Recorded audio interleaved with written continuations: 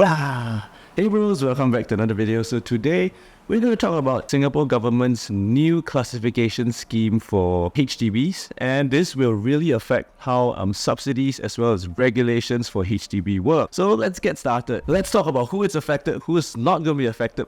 Basically, if you have a home or you are intending to buy like right now, you're not affected basically, at least not directly. But if you're planning to buy, say the end of next year, now this is for you. It's gonna really affect you. First up, there's three primary goals of this new regulation that we must know so that we can peer into the future and kind of guess, okay, as long as we are in line with the government's objective, policies probably won't be against us. So the first one is to keep home ownership affordable. So if you want to build wealth with HDB properties, it's going to get harder and harder. Number two, maintain a good social mix in every town. So social mix, I think they mean SES, socioeconomic status, within each district in Singapore. So not like, core area wealthier people and the outskirts less wealthy people. That's second thing in mind. And the third is to keep the public housing system affordable. But in order to achieve all these three objectives, it comes with a cost, which I will talk about in a little bit, or you can offset it with today's sponsor. Today's sponsor is myself. I'm providing a free property evaluation and consultation so that you know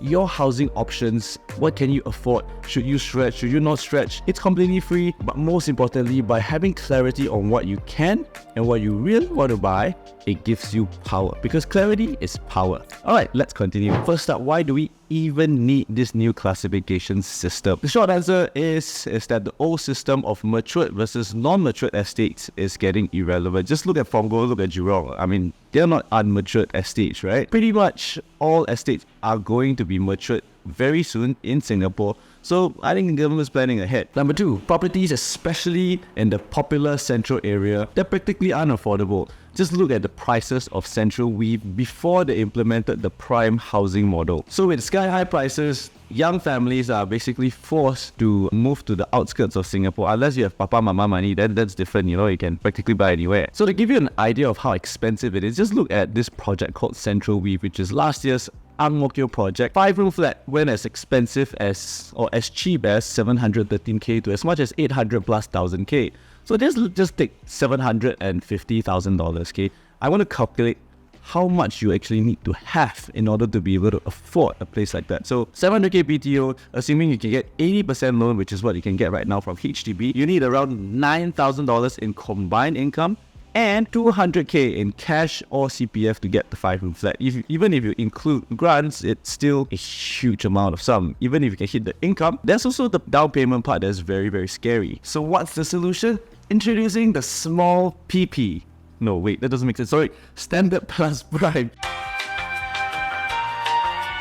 So basically, the idea is that the better the location of your flat, the more subsidies and more restrictions you get. So you either choose one, more restrictions, but, better place, or more grants and not the other. The idea is that now, whatever your background is, you're able to kind of have a lot more options, but there are trade-offs to these options now. Versus back then, you have, like a younger, less well-to-do family, you literally have no choice but to go to the outskirts and have a small place. So this will happen in the second half of 2024 with a lot more details to be reviewed and will not affect the current housing directly. There's a lot of indirect ways it will prop up or affect prices, but this system does not change the current matured, non-matured system that has been out and the upcoming new BTO launches until the end or second half of 2024. So let's go over the rules one by one. So the first, you have the standard flats, which is what we are currently having for our BTOs, except the prime location housing, which is you have a 5-year MOP and you get all your standard subsidies, which are your family grant, enhanced housing grant, singles grant, top-up grant, step-up grant. All those can be found on HDB website. In the new scheme, that will still be the majority of the houses.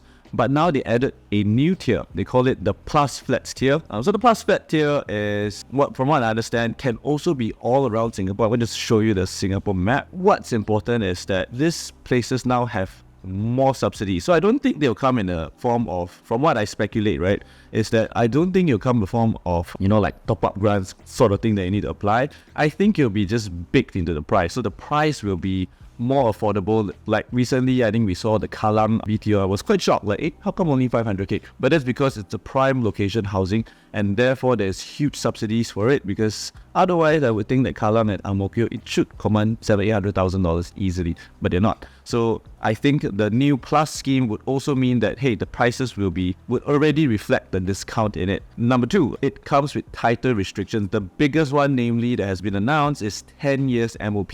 This means that, hey, if you right now, if you're 25, you need to wait 3 years on average to get your flat. You'll be 28, 10 years MOP, you can only sell at 38 years old.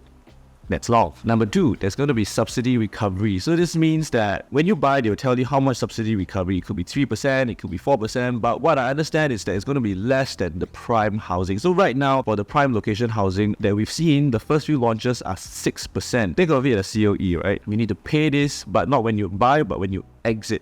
So you get more subsidies, but when you exit, you'll pay back a lot of this subsidy. So yeah, that's what I guess it'll be. I think this will be adjusted depending on popularity to bring the prices of these plus homes more affordable. So where are these plus homes? Based on what I understand, they're going to be near transportation nodes. I'm guessing it'll be like my place that is like 1 minute from the MRT or city town center, or for places that are near town central. I'm guessing like very near big malls. That's where you're gonna have this plus penalty or restrictions imposed on those properties as well. Additionally, for the plus scheme, you have additional BTO eligibility conditions which have not been announced. So I'm guessing it might be a income ceiling gap that's not as restrictive as prime, but still restrictive. And number two, I'm guessing you need to have some form of citizenship or PR to be able to get more grants or deals or access to this place. And then we move on to the prime flats housing scheme, and this is where the most restrictions are placed. And this is actually the same as our prime location housing model.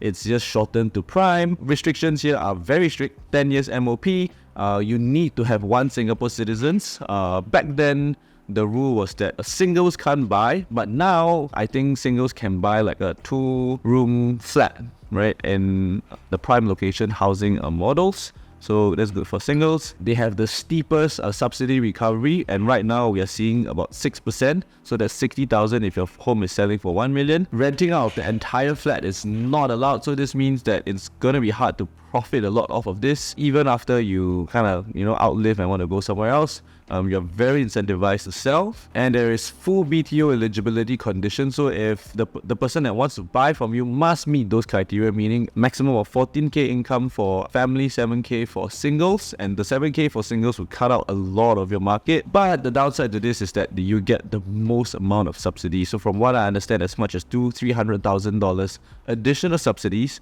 to make these flats affordable. And now singles can rejoice, because now you're not limited to only buying non-matured estates, which is like the outskirts of Singapore.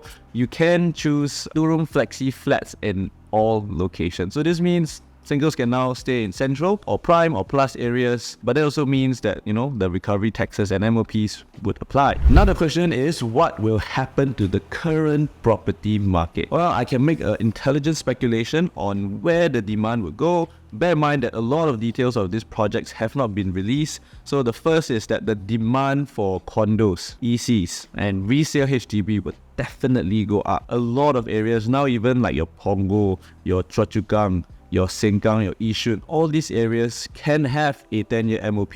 So I think a lot of young families will think, wow, maybe now it's better to buy resale. So most likely, logically, demand will go elsewhere. That's one. Number two, if demand in other areas get pushed up, like the 3 that I mentioned earlier, this means that the price gap will be higher.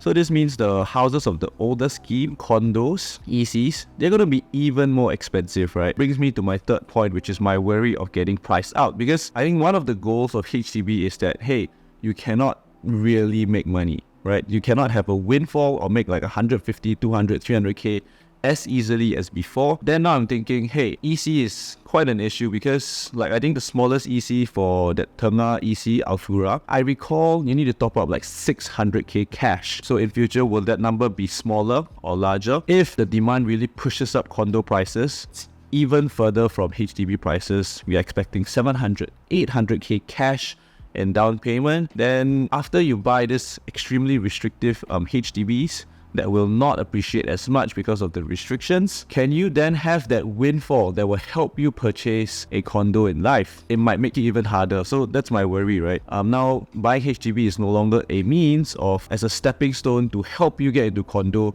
through the property. This means that you need to earn your income elsewhere, or you need to be very selective of what kind of properties you buy. Perhaps it might be better to look at the resale market for better investment opportunities. So again, of course, nobody likes the idea of investing in HDBs because it's not, good for youngsters who are trying to afford a home. So yes, there are merits, but again, this also makes it harder for enterprising people to find bargains in the market in the hopes of, building wealth for the future. But what I really would like to know is that would you, given a choice, switch from buying a resale if you have bought into buying a plus home with a 10-year MOP? Would you even consider it? I don't know, 10-year MOP seems like a lot to me because from my understanding in the property market, in 3 or 4 years, you can flip a $100,000-$300,000 deal, which is like half the price of HDB. So would I want to limit myself to only being able to flip once every 10 years? Probably not. What do you think? Let me know in the comment section down below, and check out what YouTube recommends you over here or here, and I'll see you in the next video. Take care and stay safe, everyone.